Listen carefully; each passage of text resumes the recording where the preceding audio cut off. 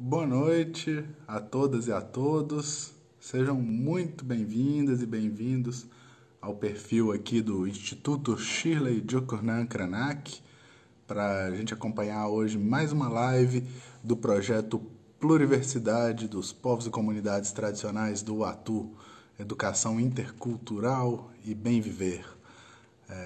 Meu nome é Reinaldo, eu sou professor da UFJF no campus de Governador Valadares e coordeno o NAGO, o Núcleo de Agroecologia do nosso campus. E a gente tem esse projeto voltado para a educação intercultural, né, em parceria com o Centro de Referência em Direitos Humanos da UFJF e também com o Instituto Shirley Jokurnan Kranak, né, da nossa companheira, comadre Shirley, né, que faz a coordenação pedagógica aí das atividades do nosso curso, né.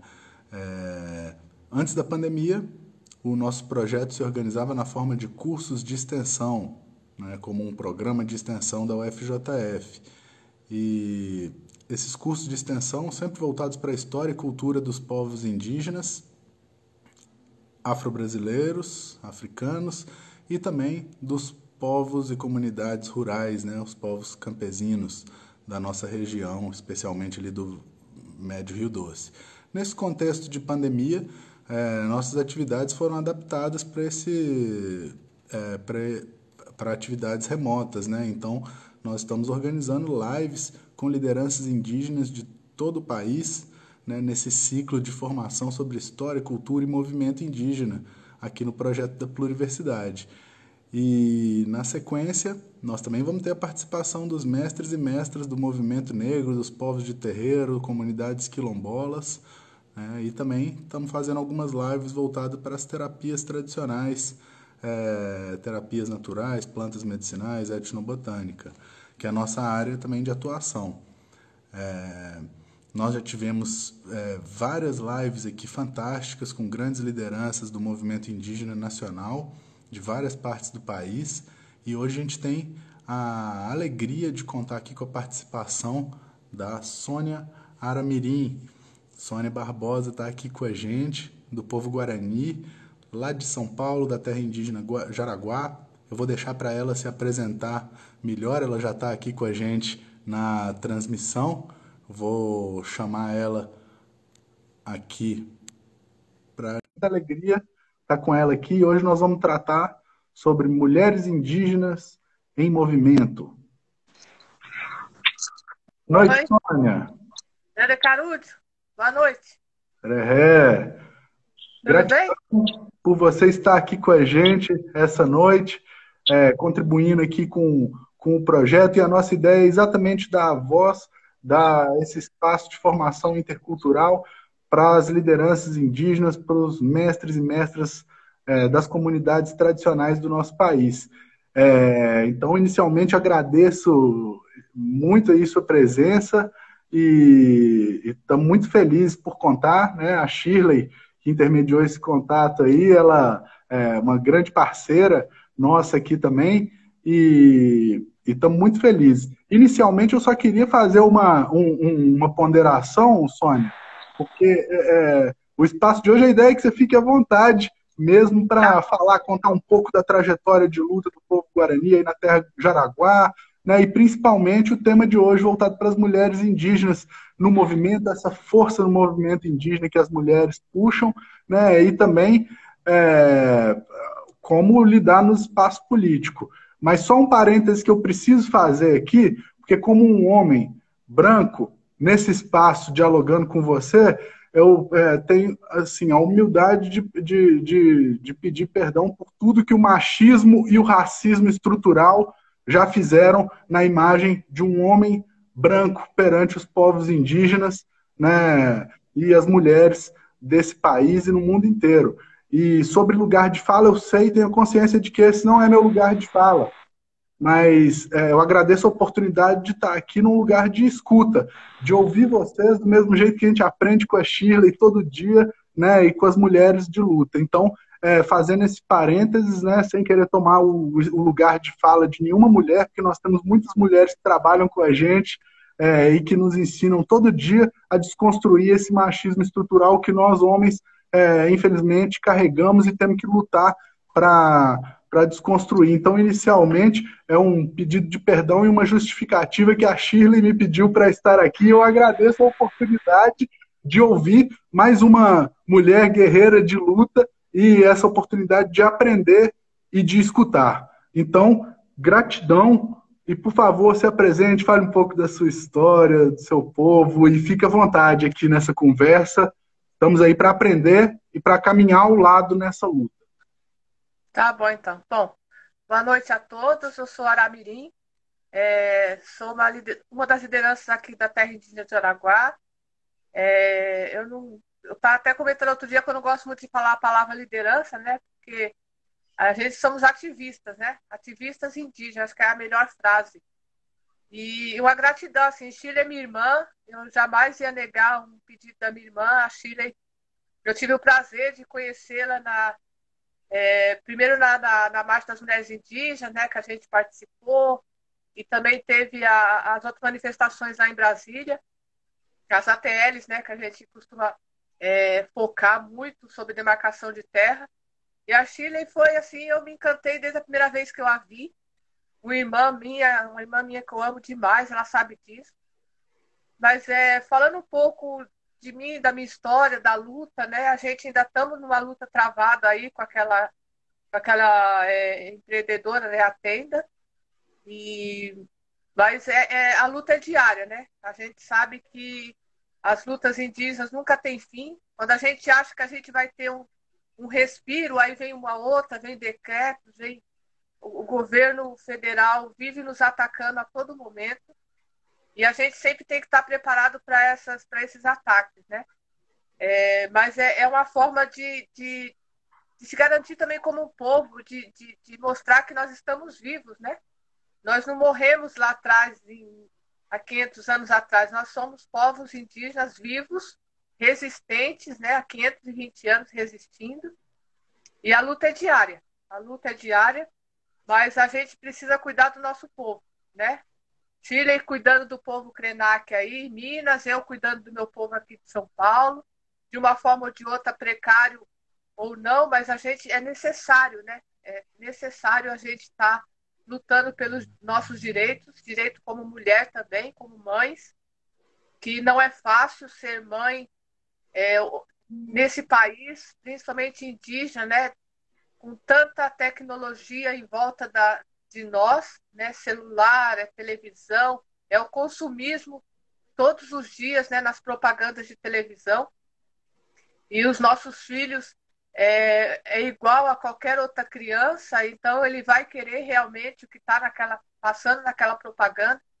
E muitas das vezes a gente tem a nossa própria cultura, né? O nosso modo de vida, que nós guaranis chama de Nhanderecó, né? Então a gente precisa estar com esse modo de vida todos os dias alimentando ele, para que os nossos filhos não perca a cultura, não perca a, a, a essência, a essência da criança indígena, né? Então esse é o nosso trabalho como mãe, de manter o Nhanderecó dentro dos nossos filhos para que não morra. É essa a forma da nossa resistência. Então é por isso que nós, como mulheres, precisamos estar nessa luta, precisamos estar focados nas situações fora do nosso contexto aqui dentro da aldeia. Então a gente precisa estar dentro dos espaços públicos, sabe? A gente precisa estar se envolvendo com as questões políticas, por mais ruim que seja, mas a gente precisa estar focado, porque o governo não para, né? É uma constância, ele não para de nos atacar. Eles ficam procurando motivos para nos atacar. Quando não nos atacam diretamente, eles começam as queimadas que está tendo aí, que vai chegando próximo das comunidades indígenas.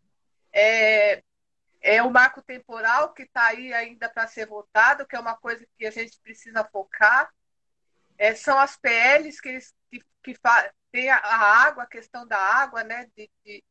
Então, são tantas coisas que a gente luta para manter e o governo luta para nos tirar direitos, né? Então, nós precisamos estar fortes, nós mulheres, juntamente com os homens também das aldeias, porque a gente sempre trabalha junto, né, com os homens. É até legal você estar aí como homem fazendo essa live comigo, porque é importante também o homem ter a participação, né? É importante porque é a mulher que dá vida. Então, quando nasce um menino, você tem que cuidar dessa criança, você tem que formar ele como um homem, como, né? Então, é a partir disso que a gente fala que a luta é entre os dois. Então, nós mulheres e os homens trabalhamos juntos, né? Então, aqui tem lideranças homens, tem lideranças mulheres. Todas as vezes que nós vamos fazer alguma reunião, alguma conversa, falar sobre luta, os homens têm participação junto com as mulheres. A mulher hoje tem voz. Então, isso é importante, a mulher ter a voz. Né? É necessário que a mulher fale. Porque muitas das vezes, quando a mulher se cala, então ela como se estivesse consentindo tudo aquilo que o homem está passando ali. Né? E quando ela se pronuncia, ela chega na frente e se pronuncia, fala, poxa vida, ela entendeu o nosso recado e ela também está querendo nos apoiar. Então é uma forma de luta que a gente faz, é sempre assim, sabe? Todas as lutas por onde a gente já passou, tanto aqui na rodovia dos Bandeirantes, que tem uma rodovia dos Bandeirantes bem do ladinho aqui, nossa, sabe? Olha o nome da rodovia, Rodovia dos Bandeirantes. E ali em 2013 foi a nossa primeira grande luta que a gente teve aqui no Jaraguá, em questão da demarcação das terras, e fechamos a rodovia, uma rodovia muito movimentada, mas a gente conseguiu com vários parceiros, foi uma luta muito grande, muito bonita. Foi a primeira luta do Guaranis aqui de São Paulo. E a partir disso a gente começou. A gente viu que dava certo, que as pessoas iam começar a entender que as populações indígenas aqui de São Paulo poderiam ser vistas, era dessa forma, fazendo luta, indo para a rua, sabe, se manifestando. Aí veio outros povos, então começou um movimento grande aqui em São Paulo em relação às populações indígenas aqui, e onde a gente começou a ter um pouquinho só de respeito. A gente precisa ter mais, sabe? Mais respeito, mais as pessoas nos ver como populações indígenas mesmo, sabe? Muitas pessoas falam assim, mas o povo que mora no Jaraguá não são mais índios, eles moram perto de rodovias de trens, eles moram perto de bares e favelas, mas não foi a população que foi chegando próximo às aldeias. As aldeias sempre esteve aqui, a população que começou a chegar, sabe? E hoje a gente é visto como não indígena, sabe? E a gente, numa luta constante, provando, tentando provar para essas pessoas que nós, sim, somos povos originários dessa terra, né? São Paulo também foi uma parte destruída totalmente. Aqui era uma floresta, a Mata Atlântica era preservada. E a destruição que teve dentro desse estado, desde a época que os portugueses chegaram aqui. Mas a luta é válida, a gente precisa estar forte para essa luta. Não vai ter fim, a gente sabe disso, é constante, mas a gente está resistindo. Eu acho que esse é a grande conquista, é a resistência desses povos. Ô, Sônia, é muito interessante também trazer esse debate, né? Porque você tocou em vários pontos fundamentais aí. Um deles é esse racismo estrutural, da invisibilização que a sociedade não indígena tenta mostrar como se vocês não existissem ou como se, às vezes, deixasse de ser indígenas, né? Por viver numa cidade como São Paulo, né? A terra indígena Jaraguá fica no município de São Paulo mesmo, né? É uma floresta urbana, essa floresta do Jaraguá, né? Se você puder, às vezes, contar um pouquinho como é que foi, para quem não conhece aí a realidade de vocês, um pouquinho aí da terra indígena Jaraguá, como é que foi essa luta aí pelo reconhecimento do território, né? E essas dificuldades aí que vocês passam. Sim, então, aquilo que eu te falei, né? Em 2013 nós começamos essa luta por demarcação. Até então a gente só tinha, hoje somos em 6 áreas aqui, né? Dentro do território do Jaraguá. Então, até então só tem uma aldeia que é demarcada, que é onde eu moro, a Tecoaltu. Ela foi demarcada em 1987 e as outras estavam em processo de revisão, da demarcar. E desde então a gente teve uma luta muito grande, né? Na época da Dilma, do Lula, tinha esse problema de reconhecimento da terra, por a gente morar muito próximo da cidade, mas a gente conseguiu em 2015 que a portaria declaratória fosse finalmente colocada, né, em prática, a portaria declaratória. E o governo do estado, na época, se não me engano, era o Geraldo Alckmin, ele foi lá e retirou a nossa portaria, cancelou a portaria demarcatória, isso em 2015, 2016. E com muita luta fomos a Brasília. Depois o atual ministro da Justiça era o Dr. Quarto Jardim. Com muita luta, com muita resistência, ele voltou de novo a nossa portaria como está hoje, né? A portaria declaratória, então temos 5 áreas em processo de ainda ter a portaria declaratória, né? A revisão das demarcações de terra. E uma só demarcada em 1,7 hectares. 2 campos de futebol, o tamanho da área.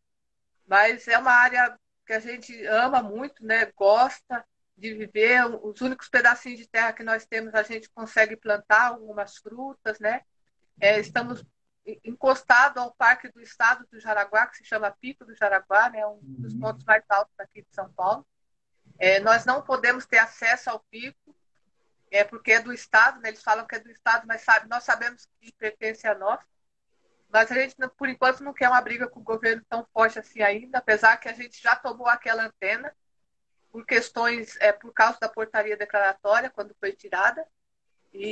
Mas a única coisa que a gente faz ali é tirar material para artesanato. É a única coisa que eles deixam nós fazer. Mas temos as aldeias ao redor desse parque, né? Que a gente preserva muito. E o que mais está tendo problema hoje são as queimadas que está tendo aqui, né? É o único vestígio de Mata Atlântica que tem ainda dentro do estado de São Paulo, né? Tem a Cantareira também. Mas aqui, próximo a nós, o Pico do Jaraguá, vive em constante queimadas, né? As queimadas são muito constantes. Mas hoje nós conseguimos, com os meninos aqui da aldeia, a gente fazer um trabalho de brigadista, né? Indígenas. Então, quando surge algum foco de incêndio, eles são os primeiros a correr antes dos bombeiros. São essas formas que a gente vive aqui, sabe? Então, 6 áreas, mas com bastante responsabilidade e perseverança na luta por sobrevivência do nosso povo, né? Isso que é importante para a gente, né?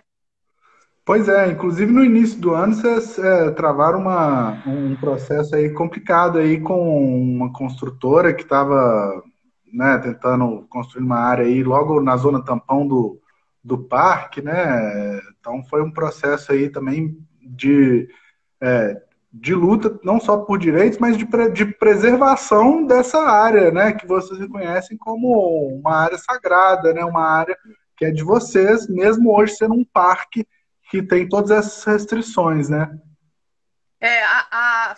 Só relembrando um pouquinho, a Tenda é uma construtora que ela quer fazer 11 torres de prédio bem encostada aqui à comunidade. Assim, 20 metros da comunidade, é muito próximo, né? E a gente sabe que a lei, ela prevê para as comunidades indígenas que a 8 a 10 quilômetros de distância não pode ter condomínios, várias, né, essas construtoras muito grandes. E ele está a 20 metros da gente aqui. Então, quando nós entramos naquele espaço, a gente sabe que ali é um espaço particular, né? Aquele terreno é um espaço particular. Mas quando nós vimos que eles não nos respeitaram, a gente tinha pedido uma consulta prévia antes para eles conversarem com nós a respeito do que eles iriam fazer ali, né, em relação à derrubada das árvores. Eles vieram aqui com umas propostas que a gente não aceitou. A gente pediu para eles que se a gente poderia estar indo no terreno para fazer uma reza, um canto. Esse é o costume nosso mesmo, sabe? E eles falaram que sim, que eles iam permitir, que eles não iam cortar essas árvores. E quando a gente começou a perceber, eles já tinham cortado mais de 500 árvores. E árvores nativas, não eram árvores secundárias ou isoladas, como eles estavam falando. Então, foi o momento que a gente entrou, né? A gente fez uma reunião com a comunidade, entramos dentro do terreno e paralisamos a obra que ia ser feita ali. Então, hoje nós estamos lutando para que aquele espaço seja um espaço onde a gente pode mostrar a cultura, trabalhar com a agrofloresta Ali tem um rio maravilhoso ali que a gente pode usar para colocar peixes e as pessoas irá pescar. Não vai ser só para nós, vai ser para toda a população ao redor. E ainda esse processo ainda está na justiça. E foi por causa disso que eu falei. Que muitas pessoas não nos vê mais como indígenas, porque um promotor do Ministério Público Federal mandou uma nota, né? Ele estava nesse processo da gente conseguir aquela área para fazer um parque ali.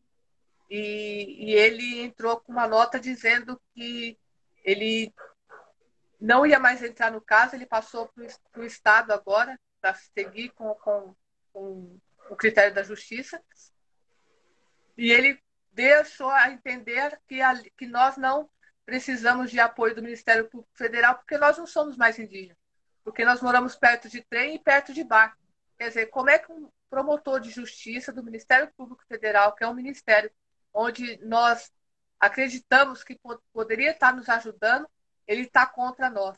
Então, sabe, é isso que nos magoa demais com o governo, porque é através do governo que essas pessoas começaram a nos atacar com mais força, né?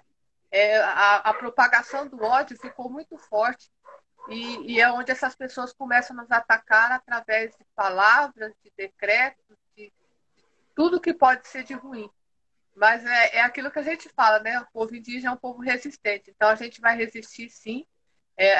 O processo daquele terreno está na justiça, mas a gente vai lutar para que sim ali seja um parque, sim, porque as vidas que foram perdidas ali foram muitas. E a gente não vai permitir que nada mais aconteça.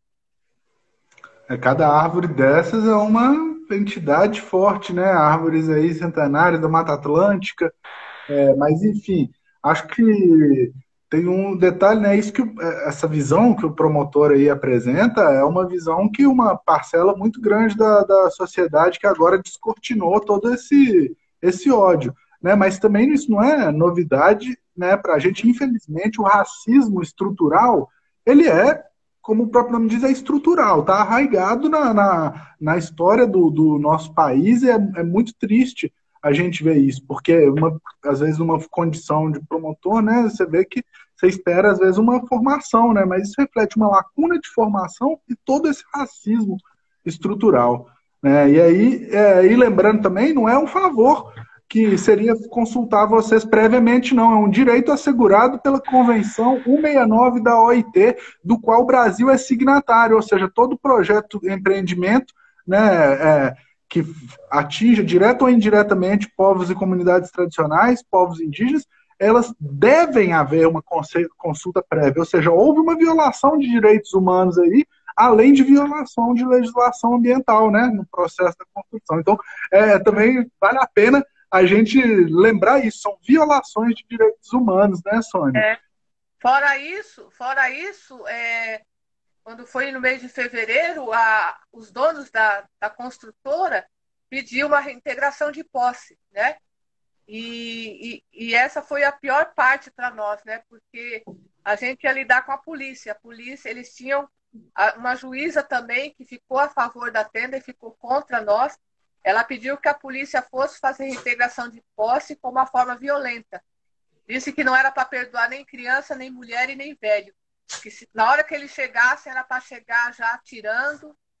A gente não sabia se era tiro de borracha, se era tiro de verdade, mas a gente se preparou, tinha muita gente nos apoiando, né, os não indígenas também, que a gente conhece, e pessoas que lutam pela causa. Eu tinha até que agradecer essas pessoas por elas estarem ali nos apoiando, porque nós somos hoje aqui na aldeia em 600 pessoas, né? Junto todas as 6 aldeias. Então é muita pouca gente. Eles tinham vindo com mais de 800 policiais armados. E eu não sei se você chegou a ver uma foto minha que eu estava rezando bem na frente deles assim. E eu rezava muito. Aí, na hora que eu estava na frente do policial, eu falei para ele, assim, olha, é meu povo que está ali. E eu chorava muito, tá? Porque eu via na minha imaginação, eu via o meu povo morrendo na frente daquele portão. E aquilo eu estava enlouquecendo com aquilo. Eu falei assim, eu preciso rezar. Eu preciso falar com o Nyanderu, que é o nosso Deus, é o Criador. Eu preciso conversar com ele e falar para ele não permitir que isso aconteça. E quando eu fui falar com aquela policial, ela falou assim para mim assim, eu te dou 15 minutos para você fazer, para você conversar com o seu Deus. Te dou 15 minutos para conversar com o seu Deus, em 15 minutos a gente entra. Aí eu fui falar com o meu povo que estava no portão. Eu falei assim, olha, eles deram 15 minutos para a gente conversar com o nosso Deus. Eles esperaram 9 horas. De 15 minutos que ela deu, eles esperaram 9 horas. E quando chegou essas 9 horas de espera, um dos comandantes que estava na frente da tropa falou assim, olha, se meu comandante me autorizar a invadir, eu vou tirar todo o meu povo daqui. Isso que ele falou para depois para uma pessoa que estava na hora da luta ali. Então foi assim, sabe? A reza guarani ela é muito forte, a fé, tá? A perseverança. Então foi isso que nos motivou mais a permanecer naquele lugar. Lógico, teve reintegração de posse, tudo, mas não foi violenta. Nós saímos com toda a calma do mundo. Depois os donos entraram no terreno, aí depois a gente teve uma conversa e acabamos saindo. Mas a forma que ia ser feita ia ser um massacre, sabe? E injusto, porque nós só estávamos cuidando de vidas que estavam ali, né? Mas Nhanderu aí, o Criador, ele está sempre nos fortalecendo. Eu me emociono porque é uma parte que me tocou muito forte, foi aquele dia. Mas estamos aí, estou aqui, estamos fortes, estamos tentando também agora vencer essa luta, que é essa pandemia que está tendo. Meu povo aqui do Jaraguá, algumas pessoas pegaram a Covid, mas foram casos leves, não teve mortes, ninguém foi internado no hospital em estado grave. Então, o Jaraguá é isso. O Jaraguá é resistência sempre, né? Haja resistência. Essas imagens do processo de reintegração de posse, da reza de vocês, realmente são muito fortes, comoventes, assim. Acho que circulou o Brasil, o mundo inteiro, e todo mundo, sim, aqui em casa mesmo, a gente ficou extremamente tocado com esse momento. Então, assim, também para a gente pode sempre contar com o nosso apoio também espiritual aí nos rezos, para a gente for firmar nessa luta, viu, Sônia? Sim. E assim, e diante de um. Não podia deixar de perguntar isso, a gente falando de mulheres indígenas e de movimento, a gente já falou, né? O nosso país é um país estruturalmente racista e estruturalmente machista. Como que é organizar, né, participar desse movimento indígena na condição de mulher, ou seja, lidar com dois grandes problemas estruturais que nós temos, o racismo e o machismo. Então, assim, como que você encara esse papel de vocês aí na luta do movimento de mulheres indígenas? Não é fácil, né? A gente se junta também com outros movimentos, né? Precisa estar junto. Mulheres negras, mulheres indígenas, mulheres de periferia, porque precisa estar junto, senão a gente não consegue fazer nada sozinho. E hoje eu sou uma das pré-candidatas também a uma cadeira lá na Câmara Municipal, né, como vereadora, mas um projeto coletivo, são 4 mulheres, guerreiras também, e a Tamicuã, sou eu, a Tamicuã, a Patrícia e a Jacileide, e vamos lutar, a gente precisa, né? Como mulher, como mãe, a gente precisa estar nesses movimentos, precisamos estar dentro dessa política, querendo ou não, não vai ser fácil para nós, nunca nada é fácil para a mulher, principalmente para as mulheres, né? Nunca nada é fácil. Mas é aquilo que eu estava te falando, é através das rezas, dos cantos, da tradição, que a gente se mantém forte, e a gente continua lutando e tendo força para lutar. E vai ser mais uma luta que a gente vai tentar conquistar, mas não vai ser fácil. Eu sei que não vai ser fácil, mas se a gente conseguir, é uma forma da gente ajudar o nosso povo, né, dentro aqui do Estado. Tem várias mulheres aí que eu tô acompanhando, que estão também sendo pré-candidatas, e essas pré-candidaturas elas têm que ganhar força, né? As mulheres têm que ter essa força, têm que ter esse apoio das outras mulheres também, para que elas possam chegar lá e mudar o ritmo dessa história, sabe? Mudar um pouco essa história de que nós nós somos protagonistas de uma história, né? Nós vivemos, nosso povo vive há 520 anos tentando ser reconhecido, ultrapassando barreiras. Então a gente precisa fazer uma nova história, né? Que seja na política, que seja na luta, que seja na televisão. Tudo é válido, sabe? Fotografias na rua, falas em lives. Nós precisamos ser protagonistas dessa história.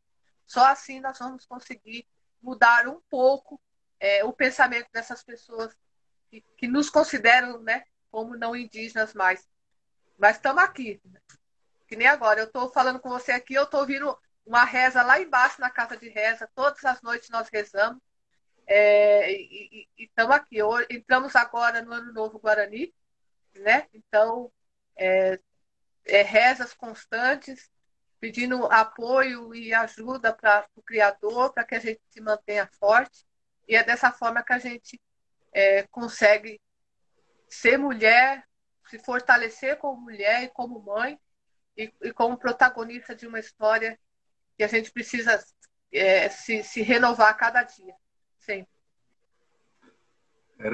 Nós temos visto aí as mulheres indígenas ocupando, buscando aí, aparecendo mais nesses espaços políticos, né?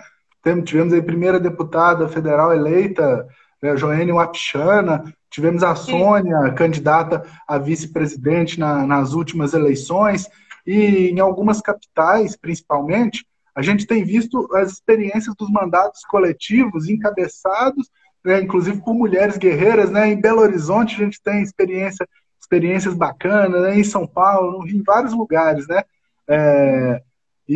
Assim, como que vocês sentiram a necessidade e decidiram entrar nesse caminho aí de luta para ocupar esses espaços políticos também? Foi mais por causa disso, sabe? Eu segui pelo o que nós passamos naquele terreno da tenda. Foi ali, eu não queria, sim, realmente, entrar nesse mundo, que eu acho que é um mundo muito, muito sujo, sabe? Muitas das vezes. Mas foi necessário. Aí eu comecei a analisar. Falei, poxa vida, se nós tivéssemos uma cadeira já naquele espaço, na Câmara Municipal, talvez as coisas poderiam ter sido diferentes, né? Então eu comecei a ver isso por esse lado, foi que eu decidi entrar para estar nessa pré-candidatura. E foi um momento que eu pensei muito, muito, fiquei 2, 3 meses pensando, falei assim, gente, será que é isso mesmo que eu quero? Será que é isso mesmo que eu vou querer para minha vida? Mas quando eu vejo a situação que está a comunidade tão fragilizada em questões sociais, eu falei assim, não, a gente precisa realmente se instalar, porque a gente precisa mudar o que nós estamos passando aqui. E tendo uma cadeira lá, a gente pode talvez mudar a situação da comunidade. E foi nessa questão que eu resolvi sim fazer. Aí hoje nós somos um coletivo de mulheres, né? Essas 4 mulheres, mas também é toda a comunidade. Nada vai ser feito sem a comunidade estar a par de tudo que está acontecendo. A gente já está fazendo isso. As pré-candidaturas já estão saindo aí. E a gente vai lutar agora por mais uma luta travada aí. Vamos ver se a gente consegue passar por mais essa empreitada aí. Mas vamos na luta. A gente não vai desistir, não. Não está sendo fácil, não vai ser fácil, mas a gente precisa estar, sim, ocupando esse espaço. Essas mulheres, todas que estão concorrendo a essas pré-candidaturas, precisam estar, sim, ocupando esses espaços. Tá certo, o pessoal aí até nos comentários já divulgou aí uns links aí do mandato coletivo Jaraguá, Guarani. Isso. Então é isso aí, pessoal. Depois vamos acompanhar aí, né? E dar força, né? A gente vai ficar na torcida fazendo um rezo aqui e comunicando aí também com o povo de São Paulo, né? Para essa. A gente está jogando nas redes já fotos, flyers, né? E falando um pouco de cada mulheres, né? Samicã está fazendo uns vídeos para o TikTok, ela está fazendo algumas coisas dentro da comunidade lá no Itacupé, onde ela faz. Então, dessa forma a gente vai vamos fazer do nosso jeitinho, sabe? A gente precisa fazer do nosso jeito, assim. Então, é o jeito indígena de ser. Eu acho que a gente tem que ser o mais simples possível, sem estar se gloriando muito, a gente precisa ser nós mesmos. Acho que é essa. Eu não sei se esse é o jeito certo de ganhar uma eleição, mas a gente precisa, a gente está aprendendo, né? Então a gente precisa ser do nosso jeito, a nossa simplicidade, e não tem outro jeito de se mostrar, é ser como nós somos. Então, eu acho que é essa a forma. E assim a gente vai seguir na luta. É isso aí, eu acho que o caminho é esse mesmo, é dar as caras, seguir apresentar aí a proposta, né, pela metodologia, inclusive participativa de mandato coletivo, né, a gente já sabe aí que é na força do único partido que a gente tem que trabalha nessa linha, né? É o jeito, né? É o jeito de nós ser mesmo. Eu não mudei meu jeito de ser, eu estou aqui na minha casinha de madeira mesmo, eu me sinto bem aqui no meu barraquinho, na minha casinha, dentro da minha comunidade, junto com o meu povo. Trancada, né, por causa dessa pandemia, mas a gente tem o celular para a gente se comunicar e falar com as outras pessoas e vamos seguindo. Né? Se der certo de entrar para uma cadeira na Câmara Municipal, vamos continuar o trabalho. Se não der certo, a luta continua e a gente vai seguindo da forma que puder seguir, né? Da forma que a gente puder resistir. Pois é, interessante, né, Sônia, que assim, vamos dizer, toda a trajetória de luta dos movimentos sociais, do movimento indígena, sempre foi feito nos processos de encontros, né? As pessoas juntas. Nós estamos aqui conversando virtualmente, através de uma live, né? O ATL esse ano foi virtual, tudo por causa dessa pandemia. E algumas pessoas que a gente conversou, a Sônia, a Célia Chacriabá, a sua xará, a Sônia Guajajara, comentaram também da importância de ocupar esses espaços e de usar as redes sociais, a internet, também como uma ferramenta. E como que você enxerga aí que está sendo utilizada, né, as perspectivas para o uso aí das redes sociais, dessas ferramentas tecnológicas, nessa luta aí na política e também pelos direitos das mulheres? Você acha que tem sido uma ferramenta mais positiva do ponto de vista de defender esses direitos? Ou ou essas redes de ódio têm prejudicado muito? Como é que tá? Como que vocês avaliam isso? Eu assim, lógico que a gente quer ter o olho a olho ali, né? Um na frente do outro, mas eu acho que as redes sociais elas estão sendo benéficas, assim, tá ajudando, sabe? Na minha opinião. É lógico que a gente queria uma TL ali lá em Brasília, naquele, né, lá, mas foi pelo celular, mas também foi válido, porque a gente ouviu cada parente teve as suas falas e eu acompanhei também. Teve agora recente, né, o Maracá, o Emergência Indígena também, que também foi muito bom. Eu assisti o dia inteiro assistindo e às vezes quando eu tô com saudade eu repriso, sabe? Eu coloco para assistir novamente, para ver minhas irmãs. Mas acho que está sendo válido, sim. Acho que a internet hoje ela tem uma força muito grande. A gente já consegue alcançar pessoas em minutos, né? A gente consegue alcançar muita gente. Então, eu acho que a internet está sendo válida, assim. Geralmente as lives são à noite, então é mais tranquilo, as pessoas conseguem ver, conseguem ouvir. Então, eu acho que a internet está sendo válida. E às vezes a gente tinha que se deslocar da comunidade e sair para longe, tinha que pegar ônibus, pegar trem, voltar tarde à noite em casa. E hoje não, hoje a gente está dentro de casa, né, com mais segurança, principalmente em áreas de risco, né, porque tem muitas áreas indígenas que estão em risco. Então, às vezes dentro de casa é muito mais seguro com o celular, às vezes falha a comunicação, ou o celular falha, mas depois volta, e assim a gente vai seguindo. Mas acho que eu acho que é muito mais cômodo estar na frente de uma tela de um celular ou de um computador, mas estar com esses povos seguros, sabe? Que nem Babau. Babau eu assisti. Babau é outro querido, outro irmão, assim, passou por um processo muito difícil. Celinha Tupinambá. Então, mais seguro do que babá tem que estar dentro de casa, né? Então, é preferível ele estar fazendo uma live dentro da casinha dele do que ele estar saindo para fora ou conversando com alguém, porque a perseguição é muito forte e é complicado, é muito difícil.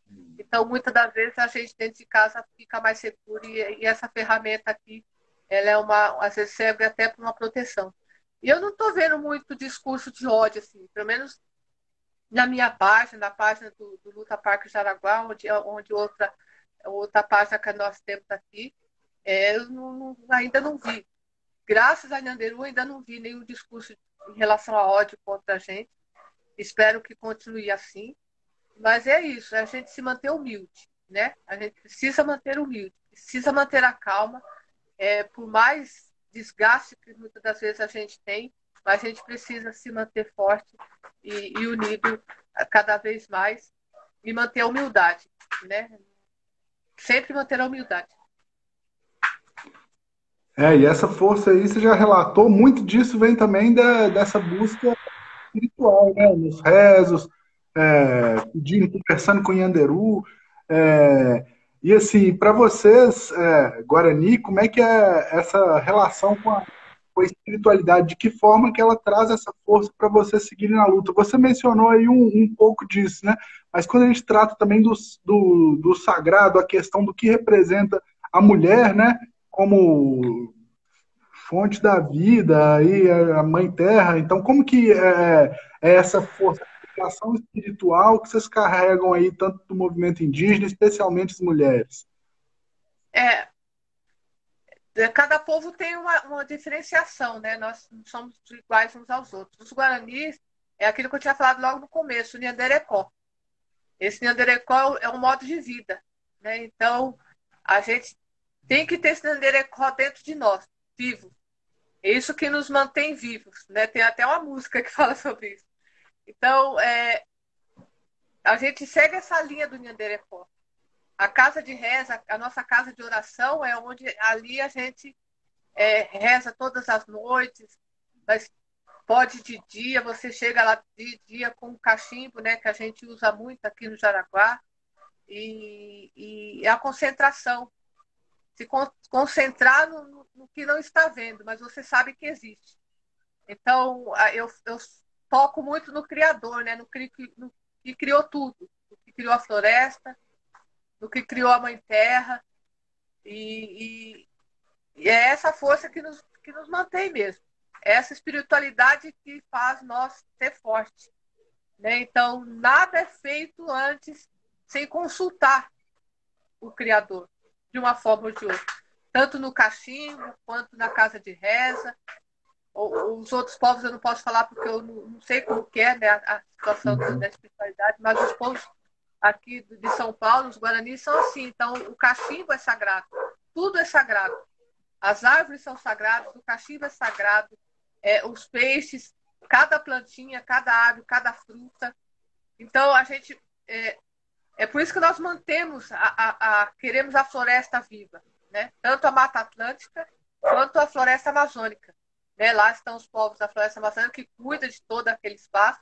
E tem a Mata Atlântica, onde nós também conseguimos nos manter na reza, na crença, na fé. Né? A fé que também nos mantém. A fé, muitas das vezes, a gente não enxerga, né? Mas você tem que ter ela ali. Então, é isso que nos mantém vivos, nos mantém fortes. E nos mantém levando a luta sempre na frente, sempre com esse Criador na frente, mesmo não vendo. Porque a gente crê muito no que não vê. Né? A gente tem essa percepção. A gente não está vendo, mas a gente sabe que está ali.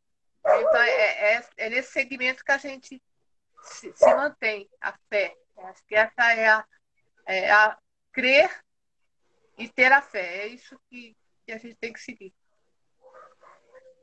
A Shirley está comentando aqui que quando passar essa pandemia aí, nós vamos ter que reunir para fazer um rezo juntos aí, fumar um cachimbo, né? Sim.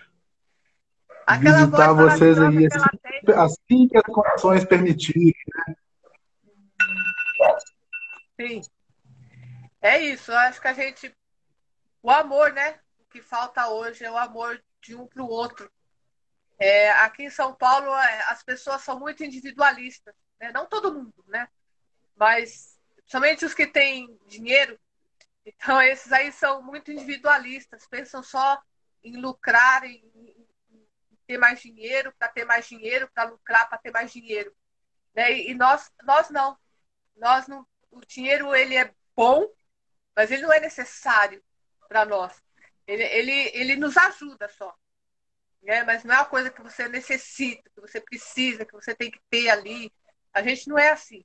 Né? A gente plantou, cresceu, a gente vai lá, colhe e come. Né? Essa é a simplicidade nossa.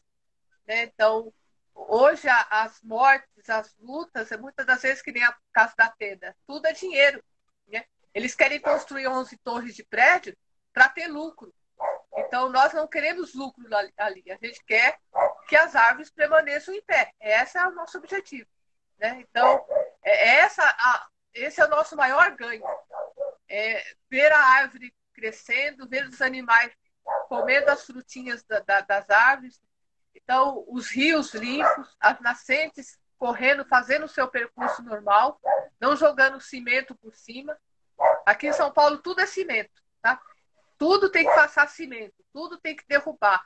Então, essa a nossa luta constante. Cimento não é vida, vida é a terra. E a terra é que tem que ser preservada.